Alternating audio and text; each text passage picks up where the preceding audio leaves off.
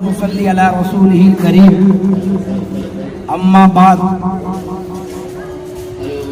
میرے محترم عزیزان ملت، میں 2-4 منٹ کے اندر بس مختصر سی گفتگو عرض و معروضہ آپ کے سامنے عرض کرنا چاہتا ہوں۔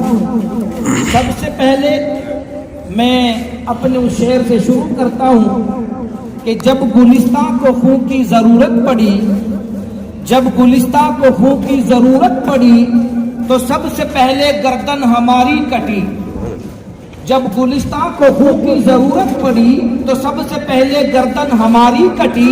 پھر بھی کہتے ہیں ہم سے یہ اہل وطن، پھر بھی کہتے ہیں ہم سے یہ اہل وطن، یہ وطن ہے ہمارا تمہارا نہیں۔ ہندوستان زندہ باد۔ آج جبکہ اس گئے گزرے دور میں علماء کرام کو، وہ علماء نظام، ان کو پامال کیا جا رہا ہے اور مسلمانوں کو کہا جا رہا ہے کہ تم مسلمان بائی چانس مسلمان ہو، یہ مسلمانوں کی طرف سے اعلان ہے۔ ہمارے بزرگوں نے اعلان کر دیا ہے کہ ہم بائی چانس مسلمان ہندوستان کے نہیں ہیں بلکہ بائی چوائس مسلمان ہیں۔ ہم نے چوائس کی ہے، ہم نے کہا ہے کہ یہ ملک ہمارا ہے، ہم اس ملک کے لیے ہر طریقے سے قربانی دیں گے۔ چنانچہ 1857 سے لے کر کے آج تک جو علماء کی قربانیاں ہیں، آپ ان کو تاریخ سے ہٹا رہے ہو، لیکن سمجھ لیجئے آپ نہیں بھلا سکتے ہماری اس تاریخ کو جو ہمارے علماء کرام نے دی ہے۔ کتابوں کے اندر لکھا ہے، میں نے بھی پڑھا ہے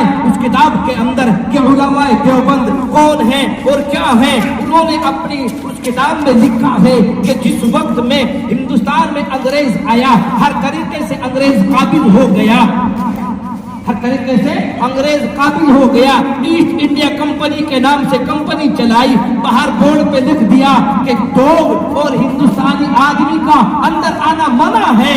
اس وقت میں سب کے سب غلام بنے ہوئے تھے، کسی کو جرأت نہیں تھی کہ آواز بلند کر سکے۔ اگر کسی نے آواز بلند کی فوراً اٹھا لیا جاتا، تختہ دار پر چڑھا دیا جاتا، پھانسی پر لٹکا دیا جاتا۔ چنانچہ اسی دور کے اندر ایک ہمارے عالم کرام، ایک علماء جو عالم ہیں، جن کو شیخ الہند کہا جاتا ہے، جو مالٹا کی جیل میں انگریزوں نے ڈالا، وہ اٹھتے ہیں اور فتویٰ دیتے ہیں۔ اور محمود حسن، جو مولانا محمود حسن جنہوں نے دیوبند کی نیند رکھی ہے، جو دیوبند میں پڑھنے والے پہلے مولانا ہیں، انہوں نے تمام نے مل کر کے یہ عزم کیا کہ ہم تحریک ریشمی رومال چلائیں گے۔ چنانچہ جب تحریک ریشمی رومال چلایا گیا، انگریز کو پتہ چلا، انگریز نے آ کر کے چھاپے مارنے شروع کر دیے۔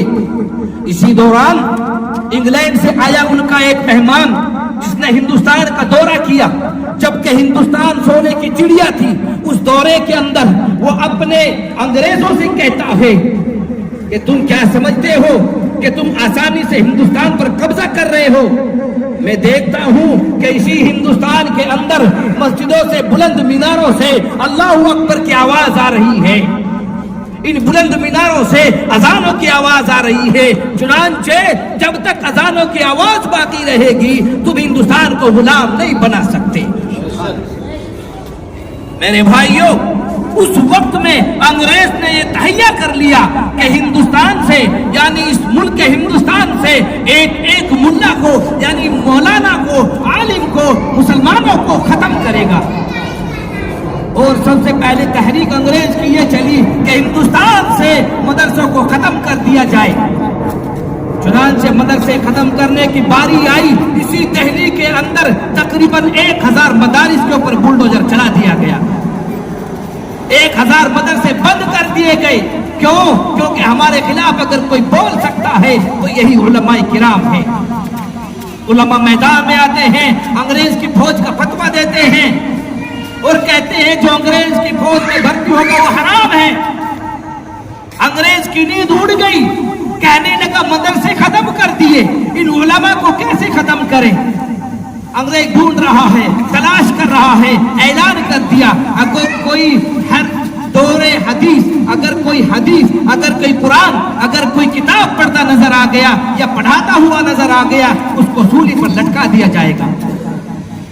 اعلان ہو جاتا ہے اور اسی اعلان کے بیچ ان علماء کرام نے، ان حفاظ کرام نے، وہ چھوٹے چھوٹے بچے، وہ چھوٹے چھوٹے معصوم بچے، ان کی روایت آتی ہے، ان کی تاریخ آتی ہے کہ اپنے بچے کو 6 مہینے کے لیے زمین کے اندر قید کر کے رکھا تاکہ میرا بچہ حافظ قرآن بن جائے۔ ہر طریقے سے اپنے بچوں کو عالم بنانے کے لیے کوشش کی، ہر طریقے سے کوشش کی، لیکن نہ علماء کی اس طاقت کو روک سکے، نہ علماء کی اس گردش کو روک سکے، بلکہ علماء سامنے میدان میں آ کر جب فتویٰ دینے لگے تو یہی دلی کی چاندنی چوک سے لے کر، یہاں دلی کے چاندنی چوک سے لے کر خیبر کی جامع مسجد تک کوئی درخت ایسا نہیں تھا جس پر علماء کی لاش نہ لٹکی ہوئی ہو۔ میں اپنی طرف سے بات نہیں کہہ رہا ہوں، میں تاریخ دوہرا رہا ہوں کہ علماء کی لاش ہر درخت کے اوپر لٹکا دی گئی تاکہ آئندہ یہ عبرت حاصل ہو جائے۔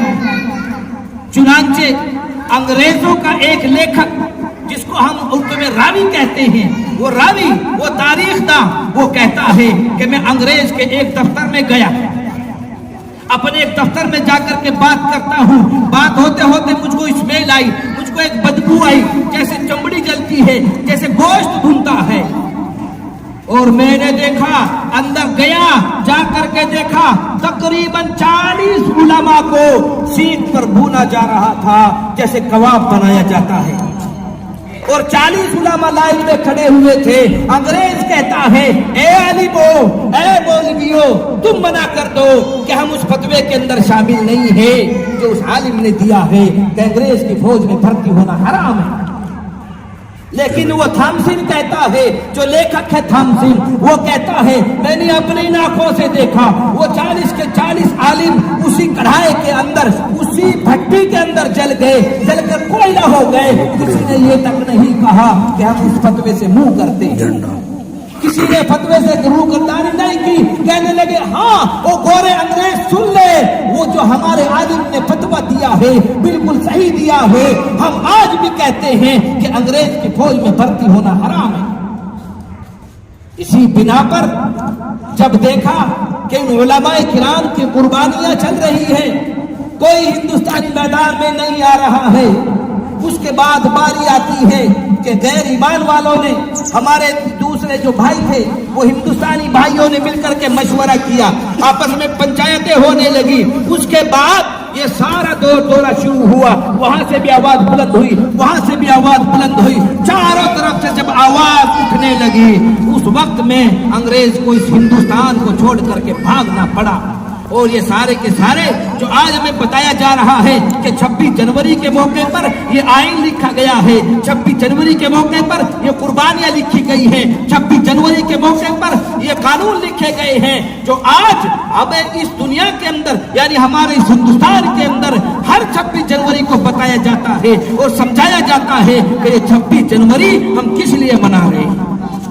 اس لیے میری درخواست آپ لوگوں سے یہی ہے کہ جس وطن میں رہو، اللہ کے نبی کا فرمان ہے جس وطن میں رہو اس وطن سے محبت کرو۔ ہمیں ہندوستان سے محبت ہے، اس لیے ہم ہندوستان کو اپنے سینے میں لے کر کے ٹہلتے ہیں۔ ہم نے کبھی ہندوستان سے غداری نہیں کی ہے، یہ ہندوستان ہمارا ہے، ہم اس سے محبت کرتے ہیں۔